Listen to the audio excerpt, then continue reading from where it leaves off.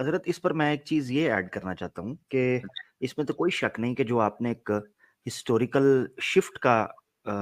ذکر کیا ہے کروسیڈ سے، یہ بڑی امپورٹنٹ ایک مائلسٹون ہے کہ جب کرسچنس جو ہیں ان کا شفٹ جو ہے وہ یہود کی طرف ہوا اور انہوں نے پیچ اپ کیا کہ بھئی اب ان کو کرنا ہے، اور پھر انہوں نے ان کو بسایا۔ مگر ایک پوائنٹ ہے جس کو نبی پاک صلی اللہ علیہ وسلم کے زمانے میں وٹنس کیا جا سکتا ہے، جو یہود کی عادت تھی۔ وہ یہود کی عادت یہ تھی کہ وہ مٹیریل اور کنٹینٹ دیتے تھے مشرکین مکہ کو، تاکہ، جی اور حقیقت یہ ہے کہ شاید اس قدر جو ہے وہ مزاحمت کا سامنا نہ کرنا پڑتا مکہ کے اندر، جس کی وجہ یہود بنے، کیونکہ یہود کو ایک تعصب یہ تھا کہ جی وہ آنا تو بنو اسحاق بنو یعقوب میں تھا، تو یہ جناب انہی کے قبیلے کے اندر سے ایک بندے نے قریش میں سے کہہ دیا کہ ہم وہ نبی ہیں اور اعلان کر دیا، تو ان کا ایک نسلی تعصب تھا جس وجہ سے وہ مشرکین مکہ کو ورگلاتے رہتے تھے۔ اس کا جو ایک ایپک ایگزامپل ہے وہ غزوہ احزاب ہے، تو اس کو اگر آپ اس کا بیک گراؤنڈ پڑھیں گے تو آپ کو پتا چلے گا کہ یہ اس قدر مکار قوم ہے یہود کی کہ انہوں نے اپنے ہی علاقوں پر حملہ کروا دیا، یعنی جن علاقوں کی حفاظت کا انہوں نے عہد کیا ہوا تھا اسی عہد کو چکنا چور کر کے اسی مدینہ کے اوپر اٹیک کروا دیا باہر کے لوگوں سے۔ یہ اس قدر مکار لوگ ہیں۔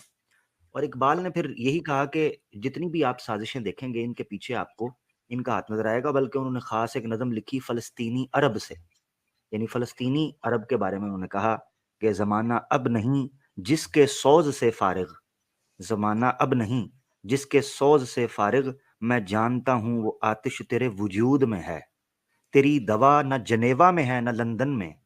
تیری دوا نہ جنیوا میں ہے نہ لندن میں، فرنگ کی رگے جاں پنجہ یہود میں ہے، سنا ہے میں نے غلامی سے امتوں کی نجات، سنا ہے میں نے غلامی سے امتوں کی نجات، خودی کی پرورش و لذت نمود میں ہے۔ زبردست. تو جب آپ خودی کی پرورش کرتے ہیں